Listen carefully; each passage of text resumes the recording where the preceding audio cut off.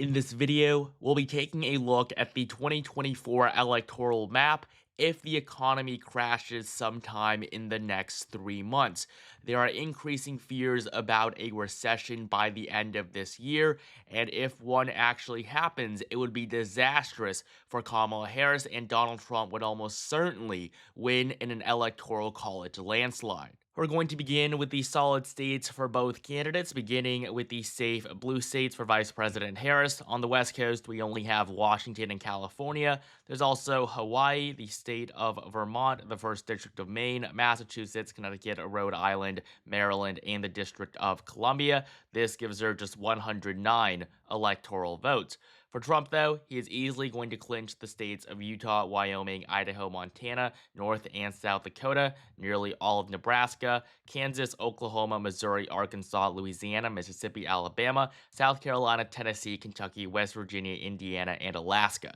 These are all states he's won by at least 12 points in either of the last two elections, but we're also going to include the 2nd District of Maine, Iowa, and Ohio, and even the state of Texas. If the economy falls into a recession, Texas will return to being a solid red state for the first time in 12 years. The economy is almost always the most important issue to voters. Just look at the latest Gallup polling. Over a third of Americans view nothing to be more important than economic issues, which includes things like inflation and the job market. And after a recession, when there's an election held after an economic downturn, it's almost always a landslide for the party that isn't in power. Just look at 2008. This is after the Great Recession. Barack Obama wins 365 electoral votes, still the best performance for any presidential candidate in the 21st century. Go back to 1992. This is Bill Clinton getting elected with 370 electoral votes after the recession in 1990 and 1991, which took a long time for America to recover from.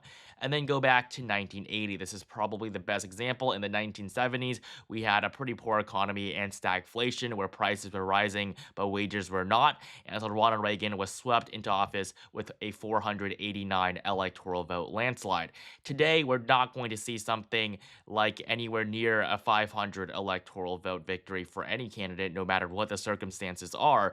But Donald Trump would be on track to winning in a modern day landslide somewhere around 330 to 360 electoral votes if the economy really starts to go down in the next few months. We're now going to get into the likely states that will be decided by margins between 5 and 12%. For Kamala Harris, almost all of these are going to be former solid Democratic states that Joe Biden carried by 12 points, but in a recession scenario for Harris, she's just not going to win these states by large enough margins for them to still be considered safe. We're going to begin in Oregon, a state that can get competitive. The governor's election here went to a single-digit margin in 2022, but Democrats are still nonetheless favored on the presidential level. We also have Illinois. Harris can probably scrape by with a 10-point victory, along with the states of New York and New Jersey. Democrats simply aren't popular here. Joe Biden, if he had stayed in the race, he would have probably won these two states both by likely margins. We have just very unpopular public figures, mainly Kathy Hochul and Eric Adams in New York, and of course Bob Menendez in New Jersey, all on the Democratic side, and they're really eroding the trust that voters had in the Democratic Party and their candidates. And finally, we have the state of Delaware. This is Joe Biden's home state. It simply isn't as blue as many of the other solid blue states on a fundamental level, and that's why it's only going to be likely for Harris in this scenario. We're now going to get into the likely states for the former president, beginning with what is probably the most obvious one, and that is Florida. Its 30 electoral votes used to be among the most competitive in the entire country. When Obama won in a landslide in 2008, he only carried the Sunshine State by 2.8%. That's a smaller margin than Trump's 3.4% margin from 2020, even though he was the one handling a poor economy at the time. And so Florida, even if the economy is fine, it's still probably going to be likely Republican. We saw Governor Ron DeSantis and Senator Marco Rubio, both Republicans, get reelected by safe margins in 2022. But on the presidential level, the state is going to be slightly more competitive.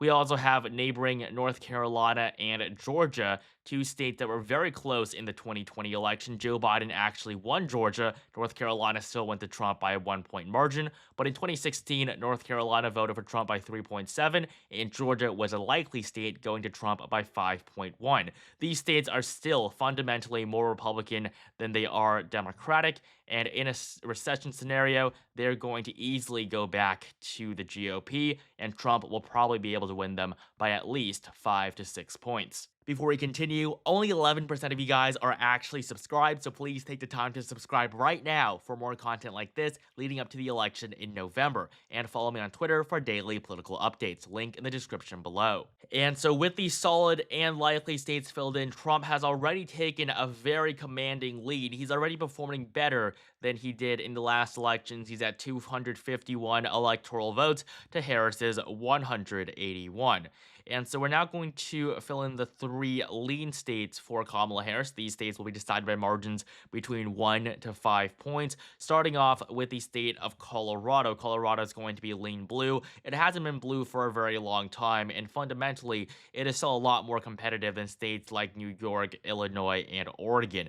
The margin is probably going to be just under 5 points, even though Joe Biden carried the state by a solid margin in 2020. We also have the state of Maine. Its at-large vote worth 2 electoral votes is going to go to Kamala Harris nonetheless. Joe Biden carried it by 9 points in the last election. Harris will still be able to scrape by with a 3 to 4 point victory. And finally, we have Tim Walz's home state of Minnesota. The only reason why this state is even blue is because of Tim Walz. If he wasn't chosen to be Harris's running mate, it would probably be in the tilt Republican column. Minnesota, even though it hasn't voted Republican since 1972 and the re-election of Richard Nixon, it is definitely among the more competitive states in the country. Donald Trump was leading in the final polls in Minnesota right before Joe Biden dropped out. And if you look at the 2016 map, Democrats were very close to losing the state. Clinton came within 2 points of losing Minnesota, which was only one of two states that she won in the entirety of the Midwest that year. But Minnesota, with Tim Walz, the current governor, as Harris's running mate, he's going to be able to save her here, and Minnesota will remain a blue state. Getting into the lean Trump states now, we're going to begin with the 2nd district of Nebraska. The former president is favored to win this back. He won it in 2016, lost it in 2020, but now in 2024, he is the favorite once again. We also have the state of Arizona worth 11 electoral votes. And just like Georgia, Arizona just simply isn't going to be very hard for Republicans to flip back. Joe Biden won by such a narrow margin in these two states in the last election. Arizona is still fundamentally more Republican than it is Democratic. Donald Trump carried the state by nearly 4 points in 2016. And yes, Arizona is moving to the left, but the reason why Democrats have had such great successes here in the last few years, whether it's with their two senators or their current governor, is just because Republicans have nominated such poor candidates. I mean, Carrie Lake, Blake Masters, Martha McSally, they're all not the best that they could have put up. And Carrie Lake has been nominated to be the Senate candidate this year. She's probably going to lose. Republicans can win Arizona as long as they choose better people to put on the ballot. Nevada is also going to be a lean Republican. This is a state that the GOP has not won since 2004, but Trump is now the favorite. Nevada has not been moving to the left by any means. The margin was the same for Biden in 2020 as it was for Clinton in 2016, even though the entire country moved to the left 4 years ago. And so Nevada is going to be lean red. Trump can probably win this state by almost 4 points in a recession scenario. We're now going to move up to the Midwest. Typically, this is where the election would be decided. Trump needs to win one out of these three states, and he would be elected the next president. Kamala Harris, on the other hand, has to defend all three of these former blue wall states. They're called the blue wall states because from the 1990s all the way until 2016, Democrats won them in every single presidential election, and they were crucial in helping Democrats win nearly every single time. In 2016, though, Trump completely transformed the Midwest Midwest. It went from looking like this in 2012, where every state was blue except for Indiana, into becoming nearly all red. In 2016, every state in the Midwest was red, with the exception of Illinois and Minnesota. We had a more balanced Midwest in 2020 when Joe Biden won back the three blue wall states. But now in 2024, if a recession occurs under Kamala Harris, even if the economy has been doing well throughout most of Biden's term until this point, it's really what the end looks like that really matters to voters. And so Kamala Harris is going to lose all three of these states by lean margins in this recession scenario. We're now left with just the most competitive states in the entire country, the tilt states, which will be decided by margins less than 1%. We have one tilt state for Kamala Harris, and that is New Mexico, a state that's trending to the right. And in a scenario like this, it's going to be much closer. It went to Biden by 11 points last time. That is not going to happen again. New Mexico is going to be among the most competitive states, although as of right now, Harris would still maintain a very slight advantage.